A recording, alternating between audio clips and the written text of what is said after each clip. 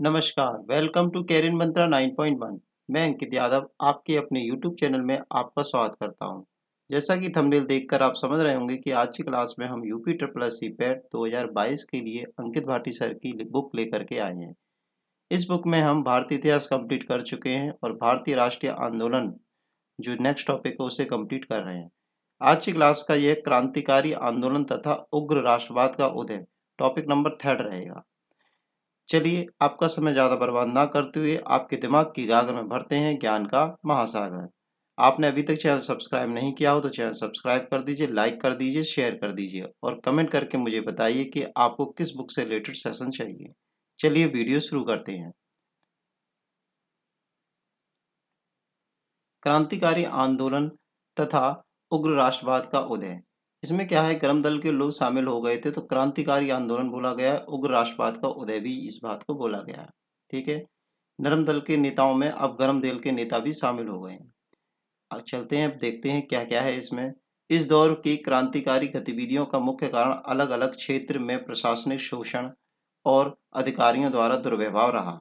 1856 में एक छोटे अफ्रीकी राष्ट्र अबी अबिसिनिया इथोपिया द्वारा इटली को पराजित करना, 1805 में जापान द्वारा रूस को हराना, भारत में भारत में क्रांतिकारी गतिविधियों का प्रारंभ 1897 में महाराष्ट्र से माना जाता है। 1897 में बाल गंगाधर तिलक को महाराष्ट्र में किया गया। ठीक है, परंतु उन्होंने माफ़ी मांगने से इनकार कर दिया। वह 18 महीने की कड़ी सजा काटी। ठीक है, उन्होंने माफ़ी नहीं मांगी पर उन्होंने कड़ी सजा काटी, तो वहीं से इसकी शुरुआत हो गई। आगे देखते हैं। पूना प्लेग समिति के अध्यक्ष रैंड तथा एम्स हस्टर्ड, ठीक है, की 22 जून 1897 ईस्वी की चापेकर बंधुओं ने हत्या कर दी, क्योंकि प्लेग की जांच के बहाने युवाओं का शोषण किया जा रहा था। कालांतर में चापेकर बंधु को फांसी की सजा दे दी गई।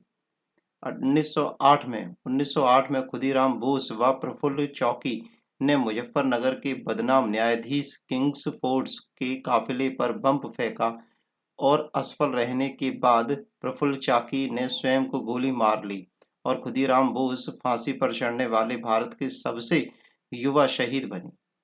1915 से 16 में जब राजनीतिक डकैतियों अपने चरम पर थीं, तो बालसोर में पुलिन मुखर्जी व बांधा जतिन शहीद हो गए।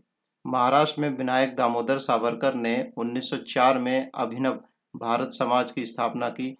विनायक दामोदर सावरकर द्वारा 1899 ईस्वी में स्थापित मित्र मेला नामक संस्था ही कालांतर में अभिनव भारत समाज के रूप में प्रसिद्ध हुई। क्रांतिकारी गतिविधियों को व्यवस्थित रूप देने के लिए बंगाल में पहला क्रांतिकारी गुप्त संगठन अनुशीलन समिति 1902 में शुरू की गई। बंगाल विभाजन के उपरांत अनेक क्रांतिकारियों द्वारा समाचार पत्रों का बंगाल में प्रकाशन हुआ, जिसमें प्रमुख हैं ब्रह्मा माधव उपाध्याय के द्वारा प्रकाशित संध्या, अरविंद घोष द्वारा संपादित वंदे मातरम, भूपेंद्र नाथ दत्त द्वारा संपादित युगांतर। ठीक है, ये तीनों क्वेश्चन बनते हैं, किस किसने कौन कौन से पत्र लिखे हैं। ठीक है, आगे देखते हैं। बंगाल में एक महान क्रांतिकारी रास बिहारी बोस थे। कलकत्ता से दिल्ली राजधानी परिवर्तन के समय लॉर्ड हॉर्डिंग पर बम फेंकने की योजना रास बिहारी ने ही बनाई थी। 22 दिसंबर 1912 में गिरफ्तारी से बचने के लिए बोस जापान चले गए। इस बार गिरफ्तार किए गए लोगों पर दिल्ली षड्यंत्र केस के तहत मुकदमा चलाया गया। क्रांतिकारियों का सबसे महत्वपूर्ण पत्र युगांतर माना जाता है। इसके अतिरिक्त संध्या व काल भी महत्वपूर्ण क्रांतिकारी पत्र माने जाते हैं। बरेंद्र घोष द्वारा रचित भवानी मंदिर भारतीय क्रांतिकारियों की पहली पुस्तक मानी गई है और बाद में सचिंद्र सान्याल की पुस्तक बंदी जीवन को तो क्रांतिकारियों के लिए अनिवार्य पुस्तक कहा जाने लगा। आगे देखते हैं। पंजाब में अजीत सिंह, सूफी अम्बा प्रसाद, लाला लाजपत राय जैसे नेताओं ने क्रांतिकारी गतिविधियों को जन्म दिया। अजीत सिंह ने लाहौर में अंजुमने मोहिबाबने वतन नामक एक संस्था की स्थापना की, तथा भारत माता नाम से अखबार निकाला। प्रथम चरण में क्रांतिकारियों ने बम पिस्तौल की रणनीति से अंग्रेजों में यह भय स्थापित करने का प्रयास किया कि भारत उनके लिए सुरक्षित जगह नहीं है। यद्यपि युवाओं को क्रांतिकारिता से जोड़ने के लिए सांस्कृतिक और धार्मिक तत्वों का सहारा लिया गया। आगे देखते हैं भारत के बाहर क्रांतिकारी गतिविधियां। ठीक है, भारत के बाहर कौन कौन सी क्रांतिकारी गतिविधियां हुई हैं उनको देखते हैं। 1905 में लंदन में श्यामजी कृष्ण वर्मा द्वारा Indian home rule league society का गठन किया गया, जो भारतीय क्रांतिकारिता को प्रसारित करने के लिए छात्रवृत्तियां प्रदान करती थी, मतलब ये छात्रवृत्ति देती थी। मदन लाल ढिंडोरा व सावरकर जैसे क्रांतिकारी इस संस्था से जुड़े हुए थे। श्यामजी कृष्ण वर्मा ने सोशलिस्ट नामक पत्र निकाला तथा इंडियन हाउस की स्थापना की। श्याम जी ने दो चीजें की हैं, तो सोशलिस्ट और इंडिया हाउस की स्थापना की है। बर्लिन मतलब कि जर्मनी में जो था बर्लिन, उस समय भारतीय क्रांतिकारियों की एक महत्वपूर्ण केंद्र था। वीरेंद्र चट्टोपाध्याय ने 1909 में के बाद बर्लिन से ही अपनी क्रांतिकारी गतिविधियों को जारी रखा। प्रथम विश्व युद्ध आरंभ होने के बाद लाला हरदयाल ने अपने साथियों के सहयोग से बर्लिन में भारतीय स्वतंत्रता समिति का गठन किया। इसका उद्देश्य विदेशों में रह रहे भारतीयों को भारत में की स्वतंत्रता के लिए प्रेरित करना था। प्रथम विश्व युद्ध के समय ही काबुल अफगानिस्तान में महेंद्र प्रताप के नेतृत्व में दिसंबर 1915 में एक अस्थायी भारत सरकार का गठन किया गया। बरकतुल्ला इसके प्रधानमंत्री नियुक्त किए गए। इस पार्टी के अध्यक्ष सोहन सिंह थे। इसे रूस जर्मनी से मान्यता प्रदान की गई। कर्नल बाइली की लंदन में 1909 में मदन लाल ढिंडोरा ने हत्या कर दी थी। सावरकर को नासिक षड्यंत्र केस में सजा काला पानी की सजा दी गई। श्यामजी कृष्ण वर्मा की एक अन्य सहयोगी मैडम भीकाजी कामा रुस्तम कामा, जिन्हें भारतीय क्रांति की मां कहा जाता है, बहुत वेरी इंपॉर्टेंट क्वेश्चन बन जाता है, जहां उपाधि आ जाए तो उसको दिमाग में रखिए। श्यामजी कृष्ण वर्मा की एक सहयोगी मैडम भीकाजी रुस्तम कामा, जिन्हें भारतीय क्रांति की मां भी कहा जाता है, ने 1902 में भारत की स्वतंत्रता का उद्देश्य यूरोप के विभिन्न देशों तथा अमेरिका आदि विभिन्न देशों में प्रचार के लिए भारत को छोड़ दिया। आगे देखते हैं। मैडम भीकाजी कामा ने विदेशों में रह रहे क्रांतिकारियों में समन्वय की भूमिका निभाई और अपनी गतिविधियों का केंद्र पेरिस को चुना। इन्हें सफलता तब मिली जब इन्होंने जर्मनी के स्टुटगार्ट में अंतर्राष्ट्रीय समाजवादी सम्मेलन में भारत का प्रतिनिधित्व किया। सम्मेलन में भीकाजी कामा ने ब्रिटिश शासन के दुष्प्रभावों के बारे में विचारोत्तक भाषण दिया। स्टुटगार्ट सम्मेलन में मैडम कामा ने पहली बार हरा, पीला और लाल रंग का राष्ट्रीय झंडे को फहराया। इन्होंने वंदे मातरम नामक पत्र निकाला और पेरिस में ही रहकर क्रांतिकारी गतिविधियों से जुड़ी रहीं। भारत के बाहर गए क्रांतिकारी अमेरिका, फ्रांस, ब्रिटेन, अफगानिस्तान तथा जर्मनी आदि देशों में रहते हुए क्रांतिकारी गतिविधियों को चलाया गया। अब बात आती है गदर पार्टी। ठीक है, ये इम्पोर्टेंट है। 1913 में सैन फ्रांसिस में लाला हरदयाल की अध्यक्षता में गदर पार्टी की स्थापना की गई, जिसमें सोहन सिंह भकना द्वारा स्थापित हिंदी एसोसिएशन की प्रमुख भूमिका निभाई गई। इसके कार्यकर्ताओं में मुख्य पंजाब के किसान, भूतपूर्व सैनिक जो रोजगार की तलाश में कनाडा, अमेरिका के विभिन्न भागों में बसे हुए थे। रामनाथपुरी ने सर्कुलर आज़ादी और वैंकूवर से तारक नाथ दास ने फ्री हिंदुस्तान का प्रकाशन किया। देखो दो नाम हो गए हैं। रामनाथपुरी ने सर्कुलर आज़ादी और तारक नाथ दास ने फ्री हिंदुस्तान का प्रकाशन किया है। आगे देखते हैं। गदर पार्टी के प्रमुख नेता रामचंद्र मोहम्मद नरकतुल्ला रामदासी पुरी सोहन सिंह भाखना, करतार सिंह, सरोभा भाई परमानंद, भगवान सिंह आदि थे। गदर साप्ताहिक पत्रिका इस पार्टी की प्रमुख पत्रिका थी। 1 नवंबर 1913 में इस पत्रिका का पहला अंक उर्दू में प्रकाशित हुआ, जो आगे चलकर इसे अन्य भाषाओं में भी प्रकाशित किया गया। गदर पत्रिका के नाम पर ही हिंद एसोसिएशन ऑफ अमेरिका का नाम गदर आंदोलन पड़ा। गदर आंदोलन के नेताओं का मानना था कि भारतीय दुर्दशा का मूल कारण भारत की गुलामी है, अतः क्रांति व सशस्त्र विद्रोह के बल पर इन्होंने पंजाब से ब्रिटिश सत्ता उन्मूलन का विचार रखा। गदर पार्टी अन्य संस्थाओं से भिन्न थी क्योंकि इसने स्वतंत्रता प्राप्ति के लिए गौरेला युद्ध तकनीकी का प्रयोग किया। अब है इंपॉर्टेंट, वेरी वेरी इंपॉर्टेंट, मुस्लिम लीग। 1 अक्टूबर 1906 में आगा खां के नेतृत्व में मुसलमानों का एक विशेष दल तत्कालीन व्यासराय लॉर्ड मिंटो से शिमला में मिला। शिष्ट मंडल ने प्रांतीय, केंद्रीय, स्थानीय निकायों के निर्वाचन हेतु मुसलमानों को एक विशिष्ट स्थिति की मांग की। 30 दिसंबर 1906 में ढाका के नवाब सलीमुल्लाह के नेतृत्व में एक बैठक में अखिल भारतीय मुस्लिम लीग की स्थापना की गई। मुस्लिम लीग के प्रथम अध्यक्ष बराक अल मुल्क मुश्ताक हुसैन थे। नवाब सलीमुल्लाह इसके संस्थापक अध्यक्ष थे। मुस्लिम लीग से रिलेटेड ये सब सारी बातें इंपॉर्टेंट है। इसमें अक्सर करके ये ईयर ज़्यादातर पूछा जाता है और इसकी स्थापना और इसके अध्यक्ष को, प्रथम अध्यक्ष कौन रहे और संस्थापक कौन रहे, ये सब चीज़ें पूछी जाती हैं। तो ईयर हो गया 1 अक्टूबर 1906 को, ठीक है। और इसमें जो इम्पोर्टेंट नाम है प्रथम अध्यक्ष हैं वो हैं बराक उल मुल्क मुश्ताक हुसैन। इसके संस्थापक हो गए नवाब सलीमुल्लाह, ठीक है। ये 2-3 नाम इम्पोर्टेंट है। इसमें वायसराय है लॉर्ड मिंटो, ठीक है।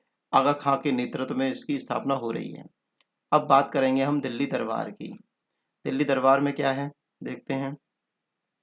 लॉर्ड हार्डिंग के कार्यकाल में सन 1911 में दिल्ली दरबार का आयोजन किया गया। इस अवसर पर इंग्लैंड के सम्राट जॉर्ज पंचम तथा महारानी मैरी का भारत में आगमन हुआ, ठीक है। भारत में मैरी महारानी जी आई। 1911 में दिल्ली दरबार लगाया गया। दिल्ली दरबार में ही 12 दिसंबर 1911 को सम्राट ने बंगाल विभाजन को रद्द घोषित कर दिया था। साथ ही कोलकाता की जगह दिल्ली को भारत की नई राजधानी बनाने की अनुमति प्रदान की गई। 1 अप्रैल 1912 को दिल्ली को कोलकाता की जगह भारत की नई राजधानी बनाया गया। दिल्ली को कोलकाता की जगह पे, ठीक है। तो 1911 में दिल्ली दरबार लगाया गया है। अब बात करेंगे हम कामागाटा मारू प्रकरण 1914 में हुआ था ये, ठीक है। कामागाटा मारू प्रकरण। कामागाटा मारू प्रकरण कनाडा में भारतीयों के प्रवेश से संबंधित था। कामागाटा मारू जहाज वैंकूवर पहुंचने से पूर्व ही कनाडा सरकार में प्रवेश कर प्रतिबंध लगा दिया गया। कामागाटा मारू यात्रियों के अधिकार की लड़ाई हेतु शोर कमेटी का गठन किया गया था। अब बात करेंगे हम होम रूल लीग आंदोलन 1915। बाल गंगाधर तिलक और एनी बेसेंट ने मिलकर होम रूल लीग आंदोलन की स्थापना की।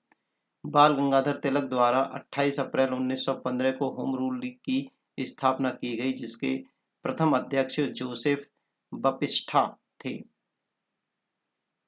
एनी बेसेंट ने सितंबर 1916 में अंडयार मतलब कि मद्रास में होम रूल लीग की स्थापना की थी। एनी बेसेंट ने अपने दैनिक पत्र न्यू इंडिया तथा साप्ताहिक पत्र कॉमनवेल्थ के माध्यम से स्वशासन की मांग की थी।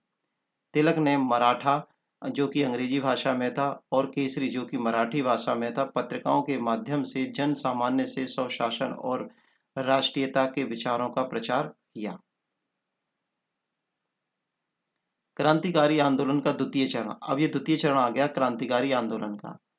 1922 में असहयोग आंदोलन की वापसी के निर्णय से असंतुष्ट और 1917 में रूसी क्रांति के प्रति युवाओं में पुनः क्रांति का पथ चुन लिया। अक्टूबर 1924 में कानपुर में हिंदुस्तान रिपब्लिक एसोसिएशन की स्थापना की गई, जिसका सर्वाधिक उल्लेख 1925 में काकोरी कांड को अंजाम देना था। काकोरी कांड में शामिल पंडित राम प्रसाद बिस्मिल, अशफाक उल्लाह खां, राजेंद्र लाहौरी, रोशन सिंह को फांसी की सजा सुनाई गई, किंतु चंद्रशेखर आजाद बच निकले थे। साइमन कमीशन का विरोध। साइमन कमीशन के विरोध में लाला लाजपत राय लाहौर के पुलिस की लाठीचार्ज में गंभीर रूप से घायल हो गए थे, जिससे उनकी मृत्यु हो गई। इसके प्रति उत्तर भगत सिंह, राजगुरु और सुखदेव ने अंग्रेज सैंडर्स की हत्या कर दी और यह लाहौर षड्यंत्र केस कहलाया। 8 अप्रैल 1929 को भगत सिंह और बख्तियार दत्त ने पब्लिक सेफ्टी विल ट्रेच डिस्प्यूट एक्ट के प्रतीकात्मक विरोध में केंद्रीय सभा में बम फेंका और जानबूझकर गिरफ्तारी दी। इसका उद्देश्य बहरी सरकार तक अपनी मांग पहुंचाना था। लाहौर षड्यंत्र केस के आरोप में भगत सिंह, राजगुरु, सुखदेव को 23 मार्च 1931 को फांसी दे दी गई। ये क्वेश्चन बहुत इंपॉर्टेंट है, कई बार पूछा गया ये इस टाइम पीरियड, ठीक है। 23 मार्च 1931 को इसके पहले फरवरी में चंद्रशेखर आजाद इलाहाबाद के अल्फ्रेड पार्क में पुलिस से मुकाबला करते हुए स्वयं को गोली मारकर शहीद हो जाते हैं। चंद्रशेखर आजाद के कहने पर भगवती चरण बोहरा ने द फिलोसफी ऑफ बम नामक किताब की रचना की थी। जेलों में अमानवीय परिस्थितियों के विरोध में भूख हड़ताल करते हुए क्रांतिकारी जतिन दास 63 दिनों तक भूख हड़ताल के बाद शहीद हो गए। 63 दिनों तक इन्होंने भूख हड़ताल की जतिन दास ने, फिर उसके बाद ये शहीद हो गए। भारतीय कम्युनिस्ट पार्टी। 1924 में कम्युनिस्ट पार्टी नेता सत्य भगत ने उत्तर प्रदेश में भारतीय कम्युनिस्ट पार्टी की स्थापना की थी। दिसंबर 1925 में बम्बई श्रृंगारवेलु चेटियार द्वारा विभिन्न कम्युनिस्ट समूहों को संगठित कर कम्युनिस्ट पार्टी की स्थापना की गई। इसके प्रमुख उद्देश्य क्या क्या थे कम्युनिस्ट पार्टी के? भारत को पूर्ण रूप से स्वतंत्रता दिलाना, ब्रिटिश शासन को समाप्त करना, भारत में सोवियत रूस जैसी सरकार की स्थापना करना था। ये कम्युनिस्ट पार्टी के उद्देश्य थे। तो कम्युनिस्ट पार्टी की स्थापना 1924 में हुई थी। प्रमुख षड्यंत्र केस, जो कि षड्यंत्र के द्वारा प्रमुख षड्यंत्र करे गए थे, वो केस कौन कौन से, उनके बारे में देखते हैं। पेशावर षड्यंत्र केस 1922-23 में हुआ। यह केस मॉस्को में कम्युनिस्टों के भारत आने की पृष्ठभूमि पर ब्रिटिशों द्वारा चलाया गया था। इसके तहत कुछ लोगों को गिरफ्तार कर उन पर मुकदमा चलाने हेतु पेशावर लाया गया था। यह मुकदमा 1922-23 में पेशावर षड्यंत्र के नाम से जाना जाता है। कानपुर षड्यंत्र केस 1924। कम्युनिस्टों को बढ़ते प्रभाव को रोकने के लिए कानपुर में एक षड्यंत्र का आधार बनाकर कुछ कम्युनिस्टों पर मुकदमा चलाया गया था। इन पर भारत में क्रांतिकारी संगठन की स्थापना का आरोप भी लगाया गया था। S.A. डागे, मुजफ्फर अहमद, शौकत ओस्मानी, नीलनी गुप्ता, कई अन्य साम्यवादियों को कानपुर षड्यंत्र केस में कारावास की सजा सुनाई गई। अब कानपुर षड्यंत्र केस में जो हुआ है वो 1924 में हुआ और इनमें कौन कौन लोग शामिल थे वो इम्पोर्टेंट है। अब बात करते हैं हम मेरठ षड्यंत्र केस 1929 से 1933। 20 मार्च 1929 को सरकार ने देश भर में 32 क्रांतिकारियों को गिरफ्तार किया। इनमें से आधे तो राष्ट्रवादी तथा व्यापार संघ के लोग थे। इन कम्युनिस्टों की इस बात की घोषणा की थी कि वे क्रांतिकारी हैं और ब्रिटिश साम्राज्य को समाप्त करना चाहते हैं। कांग्रेसियों ने साम्यवादियों के विरुद्ध सरकार द्वारा लाए गए सार्वजनिक सुरक्षा विधेयक को केंद्रीय विधानसभा में पारित नहीं होने दिया। अब बात करेंगे Hindustan Republican association 1924, very important. 1924 में हिंदुस्तान रिपब्लिक एसोसिएशन की कानपुर में स्थापना की गई। इसकी स्थापना में सचिंद्र सान्याल, राम प्रसाद बिस्मिल, भगत सिंह, शिव वर्मा, सुखदेव, चंद्रशेखर आजाद आदि क्रांतिकारी नेताओं ने भाग लिया। काकोरी कांड 9 अगस्त 1925। हिंदुस्तान रिपब्लिक एसोसिएशन के क्रांतिकारियों ने 9 अगस्त 1925 को सहारनपुर से लखनऊ लाइन पर काकोरी जाने वाली 8 डाउन ट्रेन को लूट लिया। इस संबंध में क्रांतिकारियों को गिरफ्तार कर काकोरी षड्यंत्र केस के तहत मुकदमा चलाया गया था।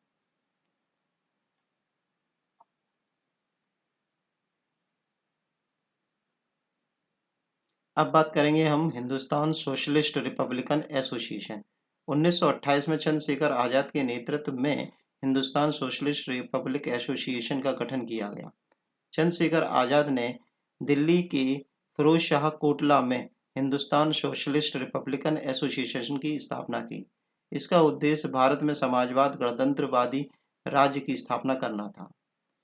चटगांव शस्त्रागार कांड।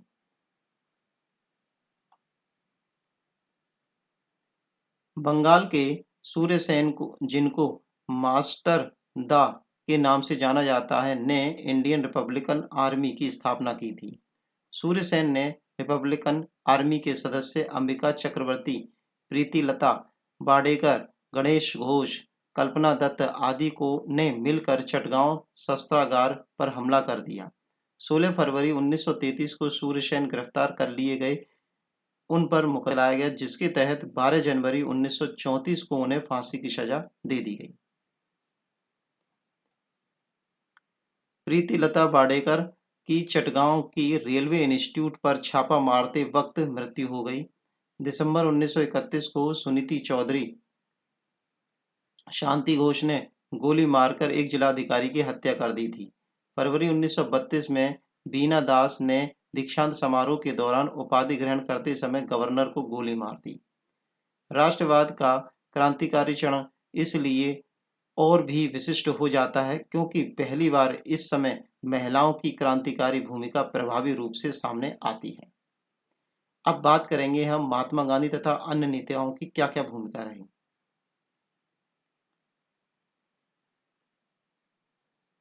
महात्मा गांधी तथा अन्य नेताओं की भूमिका।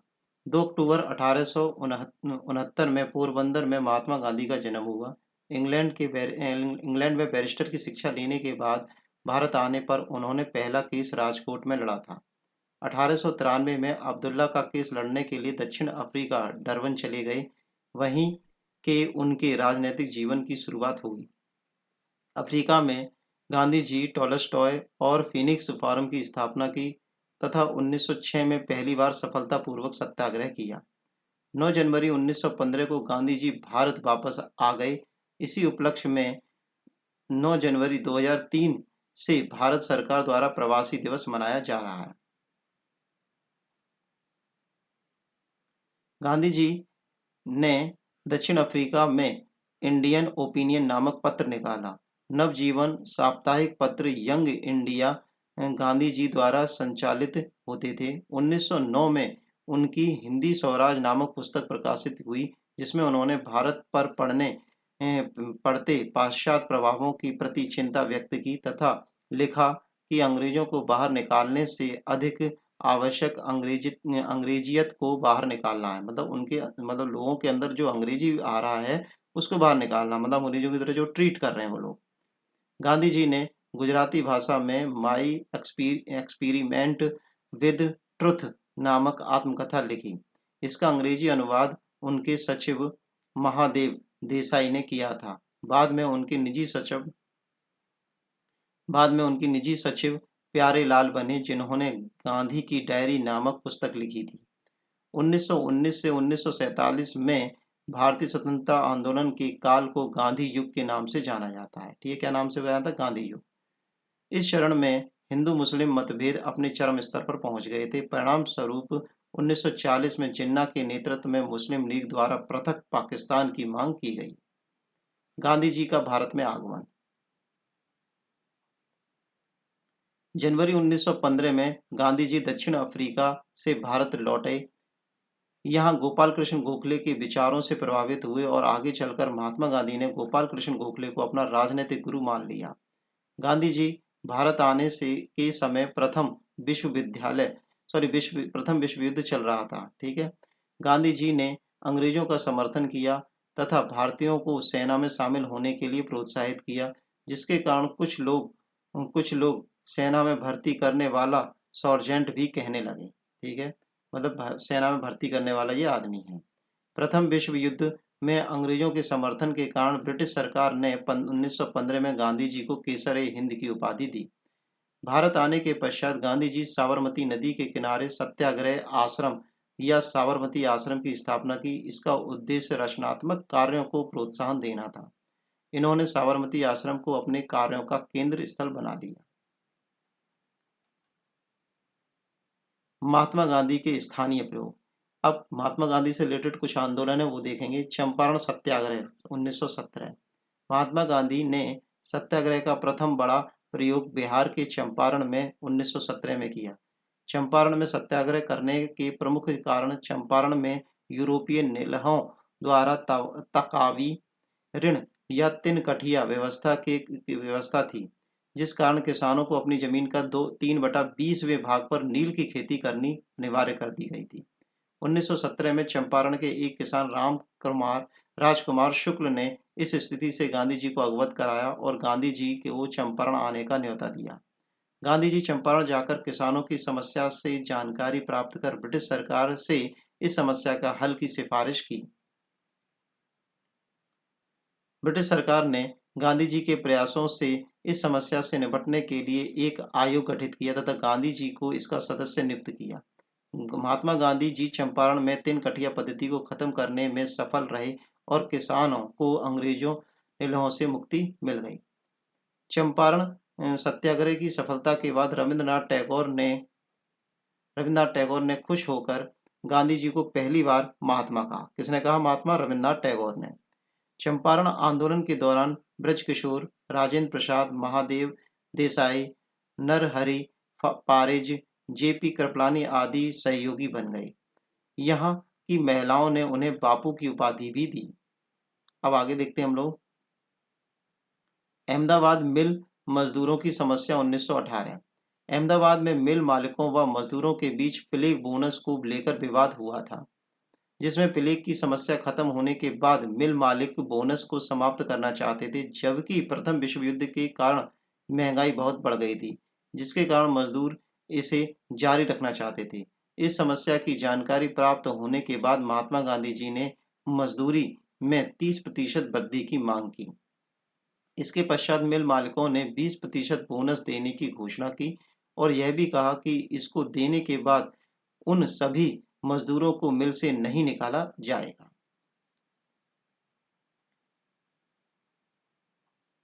महात्मा गांधी जी इस प्रकरण की काफी निराश हुए। उन्होंने मजदूरों के साथ मिलकर हड़ताल पर जाने को कहा। अहमदाबाद में मिल मालिकों के खिलाफ पहली बार महात्मा गांधी जी ने भूख हड़ताल की। कुछ समय पश्चात मिल मालिक 35% वृद्धि देने के लिए तैयार हो गए। गांधी जी इस समस्या से मजदूरों को निजात दिलाने में सफल रहे। इस दौरान महात्मा गांधी को अमनालाल साराभाई की बहन अनुसुईया बेन और मोरारजी देसाई के सहयोग प्रदान किया। खेड़ा सत्याग्रह 1918। खेड़ा में 1918 में अकाल के कारण फसल बुरी तरह बर्बाद हो गई थी, किंतु ब्रिटिश सरकार लगान वसूली की जा रही थी। ब्रिटिश सरकार के द्वारा लगान की वसूली की जा रही थी। किसानों द्वारा इसका विरोध किया गया। लगान माफ करने की मांग की गई। गांधी जी ने यहाँ लगान बंदी का नारा दिया। सरदार पटेल खेड़ा आंदोलन के दौरान महात्मा गांधी के अनुयायी बने। इसी दौरान ब्रिटिश सरकार द्वारा गुप्त घोषणा की गई कि लगान उन्हीं से वसूला जाएगा जो किसान लगान देने की स्थिति में हैं। इसकी जानकारी प्राप्त होते ही गांधी जी आंदोलन समाप्त करने की घोषणा कर दी। Rowlatt act 1919। 17 मार्च 1919 को केंद्रीय विधान परिषद से पास हुआ विधेयक रॉलेट एक्ट या रॉलेट अधिनियम के नाम से जाना जाता है। रॉलेट एक्ट के द्वारा अंग्रेजी सरकार जिसको चाहे जब चाहे बिना मुकदमा चलाए जेल में बंद कर सकती है। इसलिए इस कानून को बिना वकील बिना दलील वाला कानून कहा गया। इसे काले कानून के विरोध में गांधी जी ने राष्ट्रीय सत्याग्रह का आह्वान किया, किंतु उन्हें गिरफ्तार कर जेल में डाल दिया गया। बाद में गांधी जी को बंबई ले जाकर रिहा कर दिया गया। रॉलेट एक्ट के विरोध में गांधी जी का जमुना लाल दास, द्वारका दास, शंकर लाल बेकर आदि ने सहयोग किया। अब आगे चलते हैं। वेरी इंपॉर्टेंट, पेपर में कई बार ये क्वेश्चन इससे बना है। जलियांवाला बाग हत्याकांड 13 अप्रैल 1919। गांधी जी की गिरफ्तारी का प्रभाव सर्वाधिक पंजाब पर पड़ा, जब वहां के दो लोकप्रिय स्थानीय नेताओं डॉक्टर सत्यपाल सैफुद्दीन किल्चू को गिरफ्तार कर लिया गया। पंजाब का असंतोष उग्र हो गया। इसका विरोध 13 अप्रैल 1919 को बैसाखी के दिन अमृतसर के जलियांवाला बाग में एक विशाल सभा का आयोजन किया गया। सभा के दौरान डायर ने इसे मार्शल लॉ का उल्लंघन मानते हुए निहत्थी भीड़ पर अंधाधुंध फायरिंग का आदेश देकर हजारों लोगों की मौत के घाट उतार दिया। इस नरसंहार के विरोध में रविंद्रनाथ टैगोर ने ब्रिटिश सरकार के द्वारा दी गई नाइटहुड की उपाधि वापस कर दी। शंकर नारायण ने वायसराय के कार्यकारिणी सदस्य के पद से इस्तीफा दे दिया। कांग्रेस ने भी इस हत्याकांड की जांच के लिए मदन मोहन मालवीय की अध्यक्षता में जलियांवाला बाग समिति का गठन किया, जिसमें गांधी जी भी सदस्य बने। ब्रिटिश सरकार ने इस हत्याकांड की जांच के लिए हंटर आयोग चलाया। ये इंपॉर्टेंट बन जाता है। सरदार ऊधम सिंह ने 1940 में लंदन में जाकर जनरल डायर की हत्या कर दी। 1940 में ऊधम सिंह ने जाकर के। खिलाफत आंदोलन 1919 से 1922। खिलाफत आंदोलन तुर्की साम्राज्य के विभाजन की विरुद्ध शुरू हुआ था तथा और यह तब अधिक तीव्र हो गया जब महात्मा गांधी जी ने इसका समर्थन किया। महात्मा गांधी जी ने खिलाफत आंदोलन को हिंदू मुस्लिम एकता का सुनहरा अवसर माना है। अली बंधु मोहम्मद अली शौकत अली ने अपने पत्र कामरेड में तुर्की इस्लामी साम्राज्य की परंपराओं के प्रति सहानुभूति प्रकट की थी। अली बंधुओं मौलाना आजाद, हकीम अजमल खान, हसरत मोहानी के नेतृत्व में खिलाफत कमेटी की गठन किया गया था। 17 अक्टूबर 1919 को अखिल भारतीय खिलाफत दिवस मनाया जाता है। अब बात करेंगे हम असहयोग आंदोलन की। 1920 में असहयोग आंदोलन का कांग्रेस अधिवेशन का नाम प्रस्ताव पारित किया गया। शोषणकारी सत्ता का सहयोग न करना ही असहयोग का मूल उद्देश्य था। 1920 में गांधी जी ने 3 बिंदुओं के साथ असहयोग आंदोलन का आह्वान किया। पहला बिंदु है खिलाफत संबंधी मूल सुधार, जलियांवाला बाग हत्याकांड के अन्याय की जांच और स्वराज की प्राप्ति। गांधी जी ने असहयोग आंदोलन प्रारंभ करने से पहले केसर-ए-हिंद की उपाधि व अन्य पदक वापस लौटा दिए थे। गांधी जी ने 1 अगस्त 1920 को असहयोग आंदोलन शुरू किया तथा कांग्रेस ने 1920 में चुनावों में भाग नहीं लिया था। 1921 में लॉर्ड रीडिंग को भारत का वायसराय बनाए जाने के बाद अंग्रेजों का भारतीय जनता पर दमन चक्र बढ़ गया। परिणामतः जगह जगह लाठीचार्ज, मारपीट, हत्याकांड प्रारंभ हो गए। मुख्य नेताओं को पकड़कर जेल में बंद कर दिया गया। असहयोग आंदोलन के दौरान गोरखपुर जिले में 5 फरवरी 1922 को चोरी चोरा नामक गांव में 3000 किसानों के जुलूस पर पुलिस ने गोली चलाई, जिसके फलस्वरूप क्रूर भीड़ ने थाने पर हमला कर दिया व उसमें आग लगा दी। इस घटना में 22 पुलिसकर्मी मारे गए। इस घटना के बाद गांधी जी ने असहयोग आंदोलन वापस लेने की घोषणा कर दी। परिस्थिति का लाभ उठाकर 10 मार्च 1922 को गांधी जी को गिरफ्तार कर 6 वर्ष की कारागार की सजा दे दी गई। अब बात करेंगे हम स्वराज पार्टी के गठन के बारे में। असहयोग आंदोलन की वापसी के बाद कांग्रेस वैचारिक स्तर पर 2 भागों में विभक्त हो गया। CR दास ने कांग्रेस की अध्यक्षता से त्यागपत्र दे दिया और एक नई पार्टी कांग्रेस खिलाफत स्वराज पार्टी का गठन की घोषणा की। इस पार्टी के बाद स्वराज पार्टी मार्च 1923 में मतलब स्वराज पार्टी के नाम से जानी गई। CR दास इसके अध्यक्ष और मोतीलाल नेहरू इसके महासचिव बने स्वराज पार्टी के। नवंबर 1923 में के चुनाव में स्वराजियों ने 101 में से 42 सीटों पर जीत हासिल की। 1925 में CR दास की मृत्यु के बाद यह दल बिखरने लगा और सरकार के साथ सहयोग करने लगा। चित्तरंजन दास सुभाष चंद्र बोस के राजनीतिक गुरु थे। लाहौर अधिवेशन में पारित प्रस्तावों और सविनय अवज्ञा आंदोलन छिड़ जाने के कारण 1930 में स्वराजियों ने विधानमंडल का दामन छोड़कर इस प्रकार स्वराज पार्टी का अंत हो गया। अब बात करेंगे हम महत्वपूर्ण तथ्यों के बारे में। वीडियो काफ़ी लंबी हो गई है, आपने अभी तक चैनल को सब्सक्राइब नहीं किया हो तो कर दीजिए, क्योंकि आगे वीडियो अभी और है। ठीक है, अब हम महत्वपूर्ण तथ्यों के बारे में पढ़ेंगे। 5 फरवरी 1924 को गांधी जी के खराब स्वास्थ्य के कारण सरकार ने जेल से उन्हें रिहा कर दिया। उन्हें उनको जेल तो दी थी 6 साल की, पर पूरे 6 साल नहीं वो जेल में रहे। दिसंबर 1924 को बेलगांव में कांग्रेस के वार्षिक अधिवेशन की अध्यक्षता महात्मा गांधी ने की थी। अब बात करेंगे सविनय अवज्ञा आंदोलन, जो कि गांधी जी के द्वारा चलाया गया था। नमक आंदोलन भी बोला जाता है। सविनय अवज्ञा आंदोलन के तहत महात्मा गांधी ने 12 मार्च 1930 को ऐतिहासिक सत्याग्रह शुरू किया। गांधी जी ने साबरमती आश्रम से अपने अनुयायियों के साथ लेकर के 240 मील की लंबी पद यात्रा के बाद 5 अप्रैल 1930 को गुजरात के समुंदर के तट पर स्थित दांडी गांव पहुंचे, जिसे दांडी यात्रा के नाम से जाना जाता है। इस दौरान उन्होंने 6 अप्रैल 1930 को दांडी में मुट्ठी भर नमक लेकर के नमक कानून तोड़ दिया। सुभाष चंद्र बोस ने इस आंदोलन की तुलना नेपोलियन के पेरिस में किए गए मार्च और राजनीतिक सत्ता प्राप्ति हेतु मैसोलिनी रोम मार्च से की थी। किसे की थी? रोम के मार्च से की थी। जल्दी ही सविनय अवज्ञा आंदोलन गांधी जी के नेतृत्व में समूचे भारत में फैल गया। तमिलनाडु में गांधीवादी नेता सी राजगोपालाचारी तिरुचेलगोल आश्रम में चिरुपल्ली के वेद नारायण तक नमक यात्रा की। मालाबार के नमक सत्याग्रह की शुरुआत बायकोन सत्याग्रह के नेता केलप्पल के कालीकट के पेन्नार के नामक यात्रा करके की थी।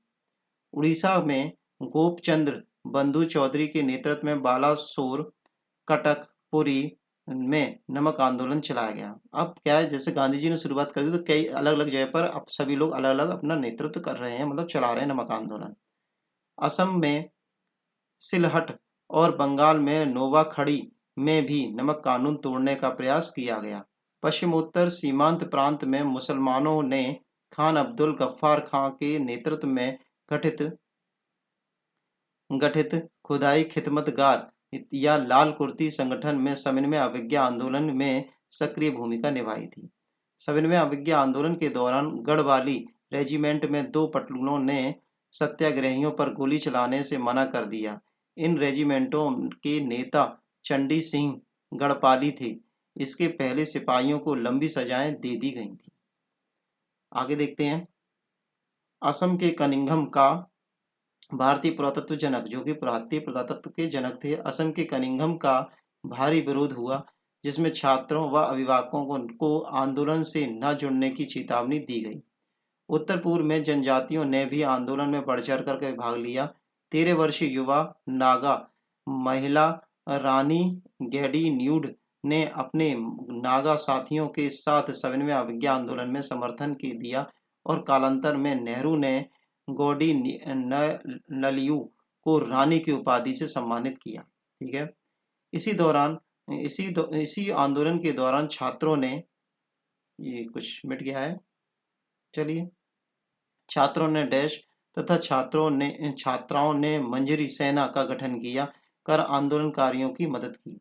ब्रिटिश सरकार द्वारा इस आंदोलन में विभत्स तरीके से कुचलने का प्रयास किया गया तथा आंदोलन में बड़े बड़े नेता पंडित जवाहरलाल नेहरू तथा महात्मा गांधी को गिरफ्तार कर लिया गया। ब्रिटिश सरकार का सबसे खतरनाक दमन चक्र का रूप धरसड़ा में 21 मई को देखने को मिला, जब सरोजनी नायडू, इमाम साहब और मणिलाल के नेतृत्व में लगभग 25,000 स्वयंसेवकों को धरसड़ा नामक कारखाने पर धावा बोलने से पूर्व लोहे की मूंग वाली लाठियों से पीटा गया। जिस समय यह आंदोलन अपने चरमोत्कर्ष पर था, उसी समय वायसराय ने गिरफ्तार नेताओं को रिहा करने के बाद महात्मा गांधी को बातचीत करने के लिए आमंत्रित किया। गांधी इरविन के बीच समझौता हुआ समझौता का माहौल बनाने के लिए तेज बहादुर स्प्रू तथा M.R. जयकर ने महत्वपूर्ण भूमिका निभाई। इसी दौरान लंबी वार्ता के बाद 5 मार्च 1931 को गांधी जी और इरविन के बीच समझौता हो गया, जिसे गांधी इरविन समझौता के नाम से भी जाना जाता है। अब बात करेंगे हम गोलमेज सम्मेलन के बारे में। ब्रिटिश सरकार ने भारतीय मुकदमा को सुलझाने तथा सार्वजनिक हितों पर चर्चा करने के लिए 1930-32 में के बीच लंदन में 3 गोलमेज सम्मेलन के आयोजन किया, जिसमें कांग्रेस ने केवल द्वितीय गोलमेज सम्मेलन में भाग लिया। लंदन में आयोजित प्रथम गोलमेज सम्मेलन 12 नवंबर 1930 में से 19 जनवरी 1931 तक चला, जिसमें ब्रिटिश सरकार द्वारा भारतीयों को बराबर का दर्जा मिल गया। मतलब साथ बैठाकर के बात करें तो बराबर का दर्जा ही हो गया। प्रथम गोलमेज सम्मेलन में कुल 89 प्रतिनिधियों ने भाग लिया। द्वितीय गोलमेज सम्मेलन में 7 सितंबर 1931 से 1 दिसंबर 1931 तक चला, जिसमें कांग्रेस के प्रतिनिधित्व के रूप में गांधी जी ने हिस्सा लिया। इस सम्मेलन में गांधी जी राजपुताना नामक जहाज से लंदन गए थे। कांग्रेस कार्य समिति की ओर से सरोजिनी नायडू ने भी इस सम्मेलन में भाग लिया। द्वितीय गोलमेज सम्मेलन सांप्रदायिक समस्याओं पर विवाद के कारण पूरी तरह असफल रहा। अतः सांप्रदायिक गतिरोध के कारण द्वितीय गोलमेज सम्मेलन दिसंबर में समाप्त कर दिया गया। इसी सम्मेलन के दौरान चर्चिल ने गांधी जी को अर्धनग्न फकीर भी कहा था। तृतीय गोलमेज सम्मेलन 17 नवंबर 1932 से 24 सितंबर 1932 तक चला। इस सम्मेलन में कांग्रेस ने हिस्सा नहीं लिया। संवैधानिक सुधारों पर चर्चा सांप्रदायिक विषय मतभेदों के कारण बने रहे। डॉक्टर भीमराव अंबेडकर ने दलितों के राजनीतिक अधिकार व सिविल सेवा के अधिकार के लिए डटे रहे और कांग्रेस द्वारा इनका सभी सम्मेलनों में भाग न लेना इनकी असफलता का कारण माना जाता है। तेज बहादुर स्प्रू, मुकुंदन राज जयकर, डॉक्टर भीमराव अंबेडकर व रियासतों के प्रतिनिधियों ने 3 गोलमेज सम्मेलनों में भाग लिया। ये वो लोग हैं, पूछा जाता है कि ऐसे कौन लोग हैं जिन्होंने तीनों गोलमेज सम्मेलनों में भाग लिया। अभी तक जो है अक्सर करके डॉक्टर भीमराव अंबेडकर का नाम आता है। वैसे तेज बहादुर स्प्रू और मुकुंदन राज जयकर और डॉक्टर भीमराव अंबेडकर और राजा थे जिन्होंने तीनों गोलमेज सम्मेलनों में भाग लिया। अब बात करते हैं सांप्रदायिक पंचाट। इसके तहत दलित वर्ग पर पृथक निर्वाचन लागू कर दिया गया था, जिसके विरोध में गांधी जी जेल में ही 20 सितंबर 1932 से आमरण अनशन पर बैठ गए थे। मदन मोहन मालवीय, डॉक्टर राजेंद्र प्रसाद, पुरुषोत्तम दास, राजा गोपालाचारी आदि के प्रयत्नों से गांधी जी तथा अंबेडकर में पूना पैक्ट हुआ, जिसके तहत समुचित वर्गों के लिए सीटों की संख्या बढ़ाकर 71 से 148 कर दी गई। अनुचित वर्ग के लिए, ठीक है, पृथक निर्वाचन समाप्त कर दिया गया। गांधी जी ने मई 1933 में 97वें अवज्ञा आंदोलन निलंबित तथा अस्पृश्यता विरोधी आंदोलन में लग गए। उन्होंने हरिजन सेवक संघ की स्थापना की। 1 अगस्त 1933 को गांधी जी ने सांकेतिक तौर पर व्यक्तिगत समन्वय अवज्ञा आंदोलन शुरू कर दिया। अब बात करेंगे हम प्रांतीय चुनाव तथा मंत्रिमंडलों के गठन के बारे में, जो कि 1937 तक चला है, 1937 में हुआ है। कांग्रेस के 1936 में लखनऊ तथा फैजपुर अधिवेशन में जवाहरलाल नेहरू की अध्यक्षता में सभी दल चुनाव में भाग लेने के लिए तैयार हो गए। 1937 में प्रांतीय विधानमंडलों के चुनाव में कांग्रेस ने अपने प्रतिद्वंदी दलों का सफाया करते हुए 11 प्रांतों व 5 प्रांतों में पूर्ण बहुमत प्राप्त किया। बंगाल, पंजाब और सिंध से ही कांग्रेस बहुमत से वंचित रही। कांग्रेस सरकार ने अपने 28 माह के संक्षिप्त शासनकाल में यह साबित कर दिया कि वह केवल जन संघर्षों के लिए ही जनता का नेतृत्व नहीं कर रही, बल्कि उनके हितों में राज सत्ता का भी प्रयोग कर सकती है। कांग्रेस शासित प्रदेशों में मंत्रियों ने कांग्रेस कार्य समिति की अनुमति के बाद 15 नवंबर 1939 को मंत्रिमंडलों से त्यागपत्र दे दिया। 22 दिसंबर 1939 को मुस्लिम लीग ने मुक्ति दिवस एवं अंबेडकर ने धन्यवाद दिवस के रूप में मनाया। प्रांतों के प्रधानमंत्री मद्रास प्रांत के थे सी राजगोपालाचारी, बंगाल के थे फजलुल हक, सिंध के थे अल्लाह बख्श, बिहार के थे श्री कृष्ण सेन्ना, उड़ीसा के थे BN दास। आपको अगर मेरी स्पीड कम या ज़्यादा लगे तो उसी के अकॉर्डिंग वो आप ज़्यादा या कम कर सकते हैं, उसमें ऑप्शन रहता है, तो कोई प्रॉब्लम नहीं है। ठीक है, प्ले की स्पीड कम ज़्यादा कर सकते हैं। संयुक्त प्रांत के थे गोविंद बल्लभ पंत, बम्बई के BG खेर और पंजाब के थे सिकंदर हयात खां। अब बात करेंगे हम अगस्त प्रस्ताव के बारे में।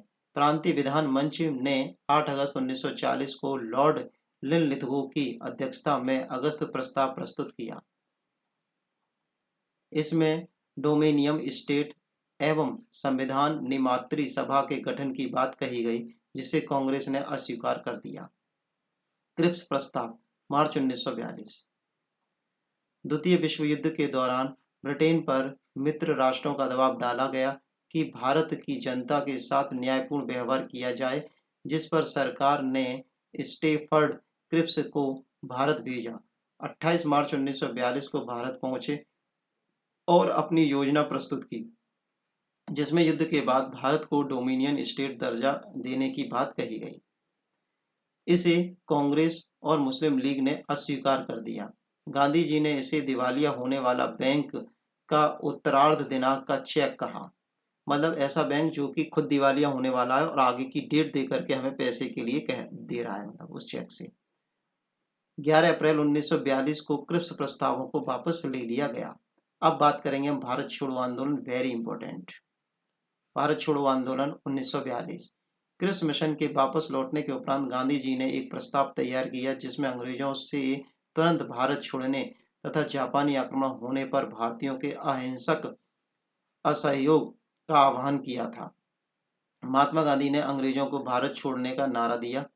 कांग्रेस कार्य समिति ने वर्धा की बैठक 14 जुलाई 1942 में संघर्ष के गांधीवादी प्रस्ताव में को अपनी स्वीकृति दे दी। कांग्रेस की वर्धा समिति ने भारत छोड़ो प्रस्ताव पारित करवाया तथा भारत छोड़ो का सुझाव यूसुफ मेहर अली ने दिया था। यहीं पर गांधी जी ने कांग्रेस को चुनौती देते हुए कहा कि यह आंदोलन नहीं किया गया तो मैं देश की मुट्ठी भर बालू से कांग्रेस से भी बड़ा आंदोलन शुरू कर दूंगा। ठीक है, आगे चलते हैं। 7 अगस्त 1942 को बंबई में ग्वालिया टैंक मैदान में अखिल भारतीय कांग्रेस कमेटी की वार्षिक बैठक हुई, जिसकी अध्यक्षता मौलाना अब्दुल कलाम ने की थी। बैठक में भारत छोड़ो आंदोलन की पुष्टि कर दी गई। भारत छोड़ो आंदोलन को अगस्त क्रांति के नाम से भी जाना जाता है।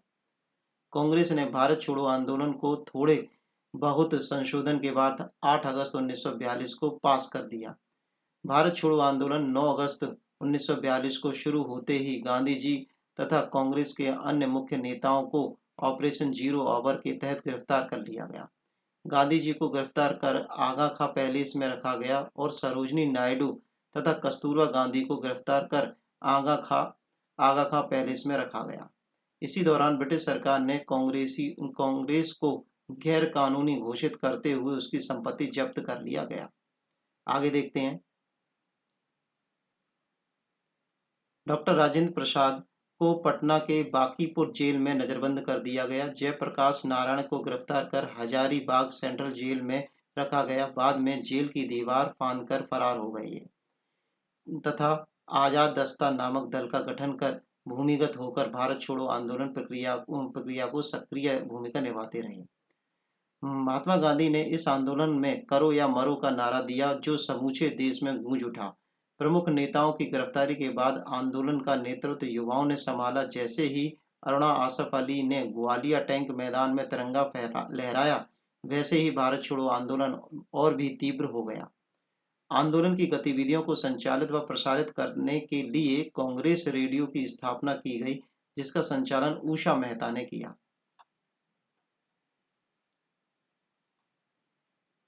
ब्रिटिश संस्था से जुड़े सभी तत्वों तथा प्रतीकों को करारा प्रहार किया गया। भारत छोड़ो कार्यक्रम का हिस्सा न होते हुए भी यातायात पर संचार साधनों को क्षतिग्रस्त किया गया। आंदोलन के प्रति सरकार की दमनात्मक नीति ने विरुद्ध गांधी जी ने आगा खां पैलेस में 10 फरवरी 1943 को 21 दिन के उपवास की घोषणा कर दी। 7 मार्च 1943 को गांधी जी भूख हड़ताल समाप्त कर दिया था। उनके खराब स्वास्थ्य के कारण सरकार ने 6 मई 1944 को उन्हें रिहा कर दिया। भारत छोड़ो आंदोलन के समय देश में कई भागों में ब्रिटिश शासन समाप्त हो गया और समानांतर सरकारें स्थापित कर ली गईं, जिसकी शुरुआत बलिया के चितू पांडे ने की थी। उसके बाद क्रमशः तामलुक, तलचर व सतारा के समानांतर सरकारें स्थापित हो गई थी। भारत छोड़ो आंदोलन के समय वायसराय लॉर्ड लिनलिथगो ने 15 अगस्त 1942 को आंदोलनकारियों पर हवाई जहाज से मशीन गन का उपयोग करने का आदेश दे दिया। मुस्लिम लीग का जिन्ना गुट आंदोलन का इसलिए विरोध हुआ था क्योंकि इनका विश्वास था कि अंग्रेजों के यहाँ जाने से बाद जंगल राज स्थापित हो जाएगा। 23 मार्च 1943 को मुस्लिम लीग ने पाकिस्तान दिवस मनाने का आह्वान किया। मुस्लिम लीग ने दिसंबर 1943 में कराची में हुए अधिवेशन में विभाजन करो और छोड़ो का नारा दिया। अति उदारवादी नेता तेज बहादुर स्प्रू ने भारत छोड़ो आंदोलन को अविचारित व असामाजिक माना। डॉक्टर भीमराव अंबेडकर ने आंदोलन के बारे में कहा कि कानून और व्यवस्था को कमजोर करना पागलपन है, जबकि दुश्मन हमारी सीमा पर है। सी राजगोपालाचारी ने 1944 में ही विभाजन का प्रस्ताव दिया, जिसे CR फार्मूला 1944 के नाम से भी जाना जाता है। इस आंदोलन के दौरान एक वयोवृद्ध महिला मातंगिनी हजारा के शौर्य का उल्लेख मिलता है, जिसने गोली लगने के बावजूद तिरंगे को गिरने नहीं दिया। अब बात करते हैं आगे सुभाष चंद्र बोस और आज़ाद हिंद फौज। ठीक है, ये जो पूरा सेशन है राष्ट्रीय आंदोलन का, भारतीय राष्ट्रीय आंदोलन जो भी है, इसमें क्या है, हम 4 पार्ट्स में इसको कंप्लीट कर लेंगे। तो आज की क्लास में काफ़ी चीज़ें आपको मिलेंगी। तो ये लंबी क्लास हो रही है, आप वीडियो को पॉज करके वहीं से दोबारा से सेशन को से जोड़ सकते, कोई प्रॉब्लम नहीं है। ठीक है, चलिए आगे देखते हैं। सुभाष चंद्र बोस और आज़ाद हिंद फौज। सुभाष चंद्र बोस का जन्म 23 जनवरी 1897 को उड़ीसा के कटक में हुआ था, जिन्होंने इंडियन सिविल सर्विस परीक्षा उत्तीर्ण की, किंतु CR दास के प्रभाव में आकर असहयोग आंदोलन में भाग लेने के लिए इन्होंने इस्तीफा दे दिया। जवाहरलाल नेहरू ने की तरह सुभाष चंद्र बोस पर भी समाजवादी विचारधारा का गहरा प्रभाव पड़ा और वे पूर्ण स्वराज के समर्थक थे। स्मरणीय है कि 1928 में नेहरू रिपोर्ट में पूर्ण स्वराज की जगह डोमिनियन स्टेट की मांग की गई है, तो नाराज होकर सुभाष चंद्र बोस ने इंडिपेंडेंस ऑफ इंडिया लीग स्थापित की थी। 1938 में कांग्रेस के हरिपुर गुजरात अधिवेशन के अध्यक्ष चुने गए थे। उन्हें 1939 में त्रिपुरी मध्य प्रदेश में गांधी जी के प्रत्याशित पीटाबी सत्ताबी रमैया को हराकर अध्यक्ष बने थे, किंतु मतभेदों के कारण सुभाष चंद्र बोस ने कांग्रेस अध्यक्ष पद से इस्तीफा दे दिया। आगे देखते हैं। जनवरी 1941 में सुभाष चंद्र बोस जियाउद्दीन के वेश में कोलकाता से निकलकर काबुल चले गए और ऑरलैंडो मैसोटट्टा के नाम से अफगानिस्तान रूस होते हुए बर्लिन पहुंचे। उन्होंने जर्मनी में हिटलर से मुलाकात कर भारतीय स्वतंत्रता के लिए सहयोग मांगा। वहां के लोगों ने सुभाष चंद्र बोस को नेताजी कहा। जर्मनी में सुभाष चंद्र बोस ने फ्री इंडिया सेंटर की स्थापना की। वहीं से सुभाष चंद्र बोस ने पहली बार जय हिंद का नारा दिया। आजाद हिंद फौज पर विचार सबसे पहले ब्रिटेन में भारतीय सेना के अधिकारी मोहन सिंह के मन में आया था। 1 सितंबर 1942 को आजाद हिंद फौज की पहली डिवीजन का गठन किया गया। 2 जुलाई 1943 को सुभाष चंद्र बोस सिंगापुर पहुंचे। यहां उन्हें आजाद हिंद फौज का सर्वोच्च सेनापति घोषित किया गया। 21 अक्टूबर 1943 को सुभाष चंद्र बोस ने सिंगापुर में स्वतंत्र भारत का अस्थायी सरकार की स्थापना की, जिसमें H.C. चटर्जी जो कि वित्त मंत्री थे, अयंगर प्रचार मंत्री और लक्ष्मी स्वामी नाथन स्त्रियों के विभाग वाले मंत्री बन गए। जर्मनी, जापान उनके समर्थक देशों ने इस सरकार को मान्यता प्रदान की थी। सरकार ने मित्र राष्ट्रों के विरुद्ध घोषणा कर दी थी। सुभाष चंद्र बोस ने रानी झांसी रेजिमेंट के नाम से एक महिला रेजिमेंट बनाई और अन्य ब्रिगेड के नाम सुभाष ब्रिगेड, नेहरू ब्रिगेड और गांधी ब्रिगेड भी रखे। सुभाष चंद्र बोस ने तुम मुझे खून दो मैं तुम्हें आज़ादी दूंगा का नारा दिया। सुभाष चंद्र बोस द्वारा पहली बार महात्मा गांधी जी के लिए राष्ट्रपिता शब्द प्रयोग किया गया। 1945 में ब्रिटिश सेना रंगून पर पुनः अधिकार कर लिए जाने के बाद आजाद हिंद फौज के सिपाहियों को जापानी सेना के साथ आत्मसमर्पण करना पड़ा। 18 अगस्त 1945 को ताइकू हवाई अड्डे पर हुई संदिग्ध हवाई दुर्घटना में सुभाष चंद्र बोस शहीद हो गए थे। आजाद हिंद फौज के सैनिकों के 3 अधिकारी प्रेम सहगल, शहनवाज खान, जी.एस. ठिल्लन को गिरफ्तार कर 1945 में दिल्ली के लाल किला पर केस चलाया गया। इन सैनिक अधिकारियों को केस लड़ने के लिए एक समिति बनाई गई जिसकी अध्यक्षता भूला भाई देसाई ने की थी। अब बात करेंगे बेबल योजना तथा शिमला सम्मेलन। इस सम्मेलन के बारे में पढ़ने से पहले आपने अभी तक चैनल को सब्सक्राइब नहीं किया तो कर लीजिए, बेल आइकन ऑल कर लीजिए, ठीक है, और शेयर कर दीजिए वीडियो को और कमेंट करके बताइए कि आपको किस से रिलेटेड सेशन चाहिए, ठीक है। आपके लिए हम बहुत मेहनत कर रहे हैं तो आप भी हमारे लिए सपोर्ट कीजिए। चलिए पढ़ते हैं बेबल योजना और शिमला सम्मेलन। अक्टूबर 1943 में लॉर्ड बेबल भारत के वायसराय बनकर आए। भारत की स्थिति को सामान्य बनाने की दिशा में प्रयास करते हुए सबसे पहले भारत छोड़ो आंदोलन में गिरफ्तार कांग्रेस के सदस्यों को रिहा कर दिया गया। 14 जून 1945 को बेबल योजना प्रस्तुत की गई। 25 जून 1945 को बेबल प्रस्ताव पर विचार विमर्श हेतु शिमला में शिमला सम्मेलन का आयोजन किया गया। अबुल कलाम आजाद ने शिमला सम्मेलन की असफलता को इतिहास में एक जल विभाजक की संज्ञा दी। नौसेना विद्रोह 1946। 19 फरवरी 1946 को बंबई में नौसेना ने खुला विद्रोह कर ब्रिटिश सरकार पर गहरी चोट की। यह विद्रोह तलवार नामक जहाज से आरंभ हुआ। विद्रोह के नेता M.S. खान थे। इनकी मांग थी कि B.C. दत्त, जिन्होंने जहाज की दीवारों पर भारत छोड़ो लिख दिया था, को रिहा कर दिया जाए और आज़ाद हिंद फौजियों को भी रिहा कर दिया जाए। बेहतर भोजन और भेदभाव का अंत किया जाए। सरदार वल्लभ भाई पटेल व जिन्ना की हस्तक्षेप से 24 जनवरी 1946 को विद्रोहियों ने आत्मसमर्पण करते हुए कहा कि हम भारत के सामने समर्पण कर रहे हैं, ब्रिटेन के सामने नहीं। आगे देखते हैं हम लोग। कैबिनेट मिशन 24 मार्च 1946। 29 मार्च 1946 को, एक गलत टाइप हो गया, 29 मार्च ही हुआ, ठीक है। 29 मार्च 1946 को कैबिनेट मिशन भारत आया। इस कैबिनेट मिशन के सदस्यों में शामिल थे सर स्टैमफोर्ड क्रिप्स, अलेक्जेंडर और लॉरेंस, ठीक है। 15 मार्च 1946 को भारतीयों के आत्मनिर्णय के अधिकार और संविधान बनाने को मान लिया गया था। 16 मई 1946 को कैबिनेट मिशन ने समझौते पर अंतिम प्रयास के आय से शिमला सम्मेलन बुलाए गए। यहाँ पैथिक लॉरेंस ने कहा कि इसका उद्देश्य, पैथिक लॉरेंस क्या कह रहे हैं कि इसका उद्देश्य भारत के संविधान तैयार करने के लिए शीघ्र ही एक कार्यप्रणाली तैयार करना तथा अंतरिम सरकार के लिए आवश्यक प्रबंध करना है। कैबिनेट मिशन की सिफारिशें क्या क्या थीं? भारत एक राज्य होगा जिसमें देशी रियासतें ब्रिटिश भारत शामिल होगा। विदेश मामले, प्रतिरक्षा एवं संचार के विषय में केंद्र सरकार के अधीन होंगे। अविष्ट शक्तियां संघ के पास सुरक्षित रहेंगी।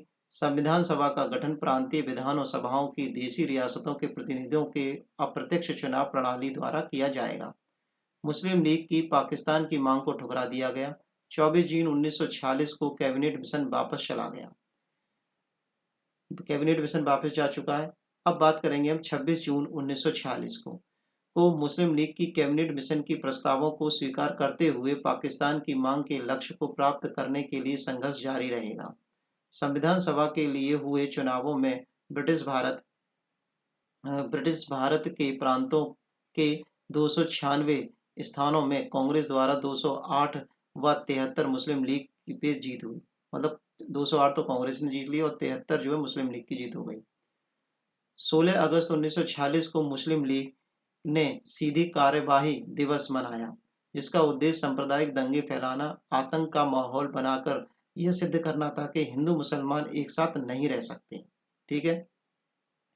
24 अगस्त 1946 को पंडित जवाहरलाल नेहरू के नेतृत्व में भारत में पहली अंतरिम राष्ट्रीय सरकार का गठन किया गया। शुरू में मुस्लिम लीग अंतरिम सरकार में शामिल होने से मना कर दिया। लॉर्ड वेवेल के कहने पर वह फिर शामिल हो गए। 9 दिसंबर 1946 को संविधान सभा की पहली बैठक हुई। अब हमारे संविधान के बनने की शुरुआत हो रही है, तो पहली बैठक कब हुई है? 9 दिसंबर 1946 को। ठीक है। हमारा संविधान बनने के लिए तैयार हो गया है। ठीक है। पहली बैठक भी शुरू हो गई और आपने अभी तक चैनल सब्सक्राइब नहीं किया, जिस किसी ने भी चैनल को सब्सक्राइब नहीं किया हो तो चैनल को सब्सक्राइब कर दीजिए, लाइक कर दीजिए, शेयर कर दीजिए। ठीक है। चलिए आगे देखते हैं। 20 फरवरी 1947 को ब्रिटेन के हाउस ऑफ कॉमन्स में इटली ने घोषणा की कि जून 1948 तक सत्ता भारतीयों के हाथों में सौंप दी जाएगी। 22 मार्च 1947 को भारत के 34वें अंतरिम वायसराय लॉर्ड माउंटबेटन भारत आए, जिनका एकमात्र उद्देश्य अतिशीघ्र भारत को पूर्ण स्वतंत्रता दिलाना था। माउंटबेटन ने 15 अगस्त 1947 को भारतीयों को सत्ता सौंपने का दिन निर्धारित कर दिया। 18 जुलाई 1947 को भारतीय स्वतंत्रता अधिनियम का पास किया गया। इस उपबंध द्वारा 15 अगस्त 1947 को भारत का विभाजन हुआ। इसके परिणाम स्वरूप भारतीय संघ और पाकिस्तान के रूप में दो आधिकारिक राज्य बन गए। यहीं पर यह वीडियो समाप्त होती है और ये पूरा टॉपिक हम कंप्लीट करते हैं। अगला जो टॉपिक आएगा वो भारत के प्रमुख विधायिक संशोधन और अधिनियम आएंगे। Thanks for watching video. Take care. Bye bye. धन्यवाद।